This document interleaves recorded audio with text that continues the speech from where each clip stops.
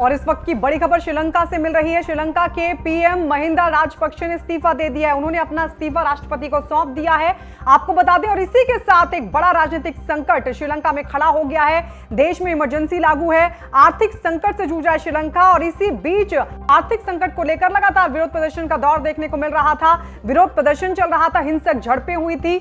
और इसी बीच अब पीएम है श्रीलंका की, उनकी तरफ से यह बड़ा फैसला लेते हुए इस्तीफा सौंप दिया गया। राष्ट्रपति को उन्होंने अपना इस्तीफा दिया। इसी के साथ आपको यह भी बता दें कि मंत्रिमंडल में जो स्वास्थ्य मंत्री रहे हैं प्रोफेसर चन्ना जयसुमना, उनकी तरफ से भी राष्ट्रपति को अपना इस्तीफा सौंप दिया गया है।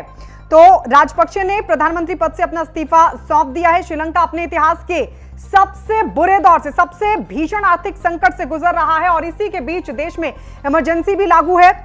आर्थिक संकट को लेकर देश में लगातार विरोध प्रदर्शन, जहां एक तरफ सरकार विरोधी लोग सड़कों पर उतर आए, तो वहीं राजपक्षे के समर्थन में लोग उतरकर नारेबाजी कर रहे थे। और दोनों गुटों के बीच जमकर झड़प भी देखने को मिली थी, जिसके बाद लगातार बढ़ता यह विरोध प्रदर्शन दबाव बना रहा था श्रीलंका के पीएम राजपक्षे के ऊपर। और इसी के चलते उन्होंने इस्तीफा दे दिया। तो प्रधानमंत्री पद से इस्तीफा देने के बाद महिंदा राजपक्षे ने आम जनता से संयम बरतने की अपील की है।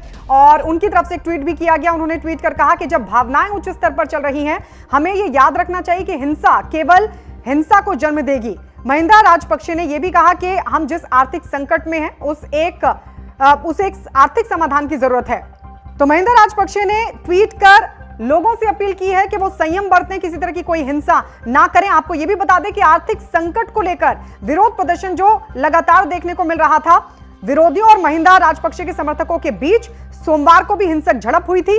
और इस हिंसक झड़प में 16 लोग घायल हो गए थे।